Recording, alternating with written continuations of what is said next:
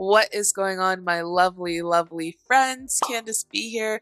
Thank you so much for coming to my channel. How are you guys doing? I missed you guys. It's been a couple days, and honestly, it's because I've been doing my hair. This took me 2 days to do. I braid my own hair, and I'm not even finished. But yeah, 16 hours. Black girl problems. But we are back, and we're going to be doing a trade review video.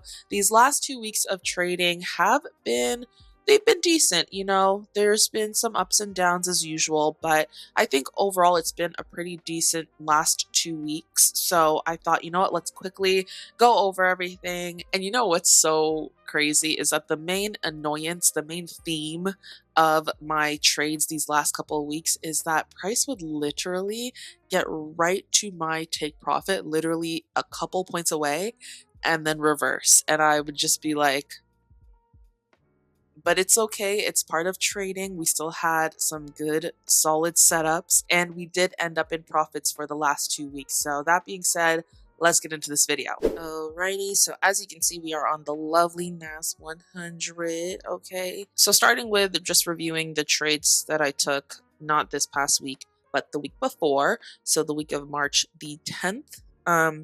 Let me go down to the 5 minute. The 5 minute is just easier to kind of see everything. So as you can see on March 10th, which was the Monday, we had a very solid push to the downside. We have this lower high, lower low structure, and we had a pullback. Now we're on the 5 minute, mind you, so there is a lot more detail in terms of candlesticks. But let me do the bar replay and show you guys what it was looking like on the higher time frames, because I take my entries on the 30 minute and I use the higher time frames to do my analysis as well. But as you can see, we had lower high, lower low structure. We see that on the 15 minute, and we even see it on the 30 minute, which is my entry time. And so essentially I was automatically looking for short positions, and it was actually a really nice setup here. But this was 9 a.m. and my trading time's between 10 a.m. and 12 p.m. So I really try to stick to that. So I did not take a trade right at 9 a.m. But as you can see, when we do the bar replay, when we push down, price did push very, very strongly down with that New York Stock Exchange open. And the first setup that I entered at was at 10:05. So it was just right here.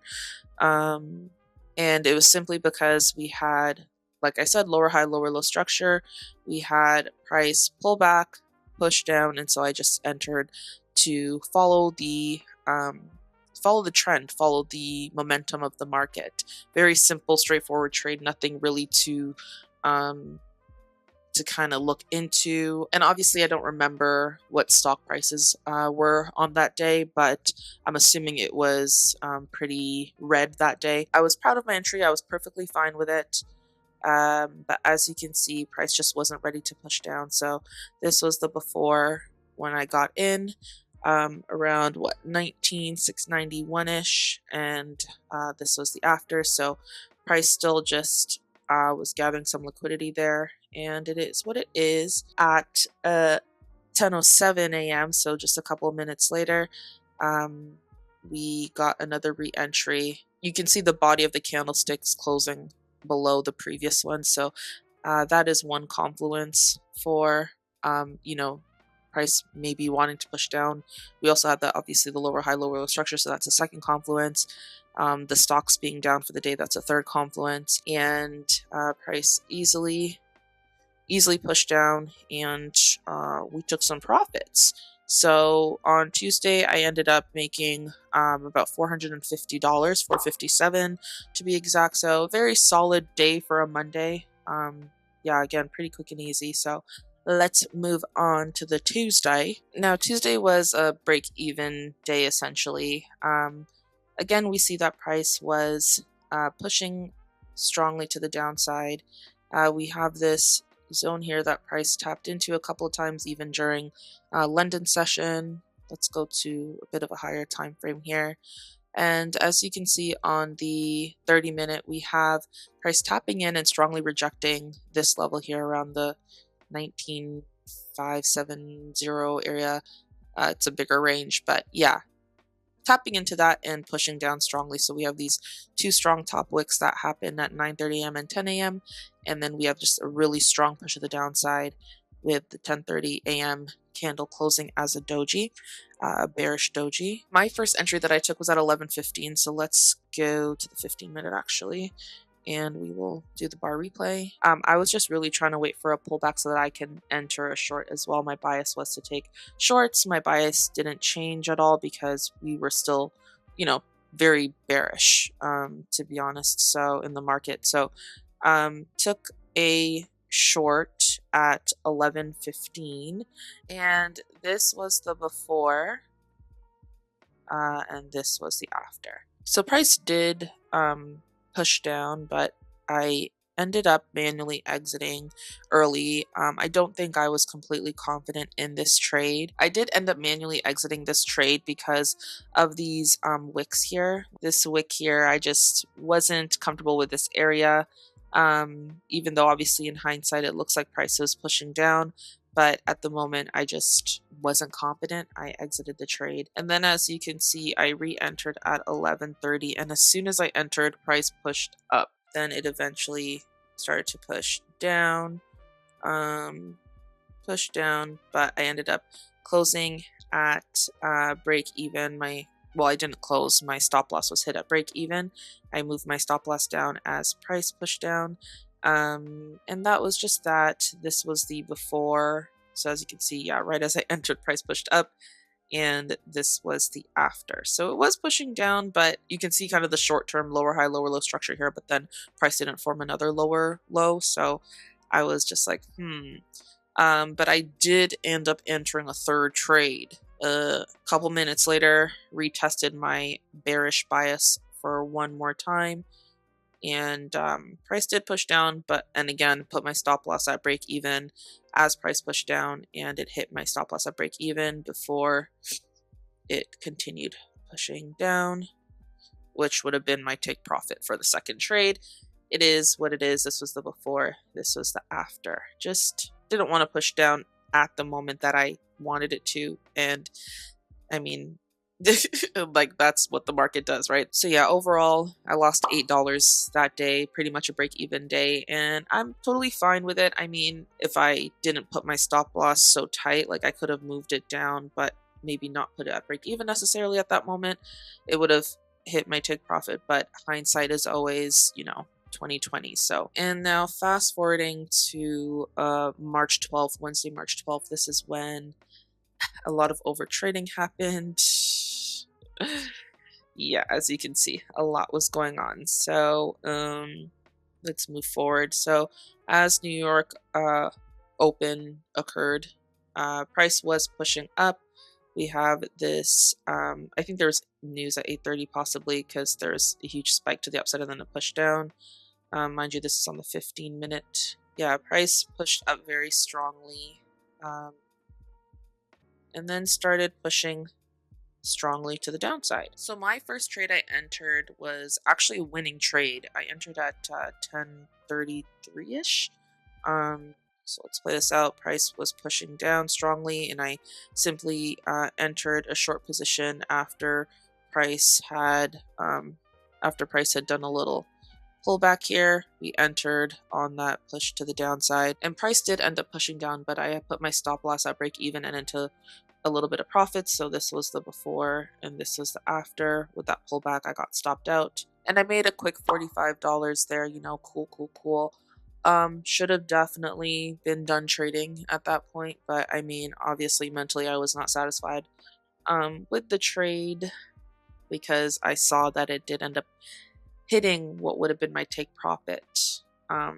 Only like 15 minutes later, this would have been like a 150 point trade. So mentally I was like, damn. And as you can see, I re-entered the market and I took shorts, even though price had obviously just bounced off of this resistance here. Price bounced off of it a couple of times during Asian London session overnight on the Tuesday night, and then once again during New York session on the Wednesday. And I don't know why I took a short when clearly we're pushing up, but as you can see, price pushed up. I mean, obviously this was the before and this was the after. So again, stop loss just not accepted, and we pushed up to the next zone. I mean, it's so obvious that that was what would happen. Reviewing trades sometimes is very tough because it's just kind of like, you knew better, Candace, you know, you knew better. So, and this was a pretty tough loss because I lost $700 on this trade. let me just, yeah, $700 on this trade. Stupid trade, because again, it's such a simple bounce off of a support, you know what I mean? Even when I look at like the 15-minute time frame, we clearly have a huge engulfing. So honestly, and I know people in the comments will be like, oh, Candace, you need to do this, you need to. I know. I promise you, I know. Trust me. It's just, yeah, no excuse. Just a very stupid trade. Now I'm spiraling. You know, I lost more than I thought I would lose for the day, especially because I had won my first trade, and then my first trade's take profit would have been hit, so that was all in my mind. And then now I lost a huge trade, so all that's on my mind, and revenge trading sets in. And I decide to take a long position, and it's so small. I literally have to go down to the 5-minute to show you guys. I just ended up taking an impulsive long position and having a tight stop loss. And my stop loss was hit, obviously. And then that was at like 12:09 p.m.-ish. And then again, took another trade at 12:20, took another long position. Stop loss hit at break even. Anyways, yeah, just emotions, like, you know, nothing to really justify, just emotions. No proper setups here. I don't even need to show you the before and after. It's just literally just stupidness. But as you can see, these, you know, little candlesticks are being formed. I mean, at this point, it's after my trading time anyways. Momentum is you know, volume is dying down. And what does Candace do? I take another sell. Decided to take some sells at 9:39, not 9:39, 12:39 p.m. Price did end up pushing down. I did make a bit of money off of that, but wasn't enough to satisfy the fact that I lost a lot of money down here, so took yet another trade, okay? I did recover some profits here, so at this point I'm like at negative 500 at this point. But yes, as you can see, I re-entered again at 1 p.m. and just held this trade for dear life. Only to get pretty much a break-even trade. Pretty much a break-even trade, a little bit of profit. So I ended this day with negative $456, which, I mean, should have definitely been a negative $700 day. But yeah, that was a very unnecessary day. Honestly, very, very unnecessary. Anyways, let's move on to Thursday. One thing I told myself I wouldn't do, though, is that even if I have like a really stupid bad day in the market, I don't want it to affect the other days. So as long as I take the time after my trading day to really review my trades, reset my mind, and just return to the market the next day fresh and ready to follow my rules and my strategy, then I'm fine to take a trade. So this day, Thursday, March 13th, was a good example of that, just the reset and taking a very solid trade and keeping it moving from there. So as you can see, price was pushing down from London session, had a pullback here, and there's a little bit of a zone that we can map out. Price tapped a couple of times into this supply zone, this liquidity here, and then ended up pushing straight down. So my bias was to short the market and essentially just waited for that opportunity. And once I saw that pullback, we entered. And the pullback that I saw was on the 15, and it was this top wick. And then I entered a short, and price just plummeted down. So this was the before, and this was the after. My screenshot is actually on the 1-minute time frame because it was such a quick trade. It wasn't even like a 5-minute trade. But yeah, I ended up making $430 in about 4 minutes, which was great. because I followed my rules. That was the only thing. I followed my rules. We had to tap into liquidity. We followed the trend. I think the stocks, there were some red stocks, or the major stocks were red that day. And I managed my risk, waited for that pullback to enter a short, and kept it moving. And I had no desire to re-enter because of the mental exhaustion probably from the day before. So yeah, I ended up being in profits this week. Despite this crazy loss, I ended up making $422.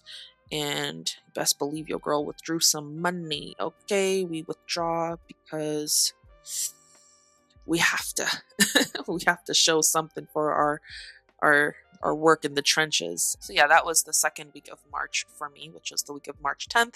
So let's move on to this past week now.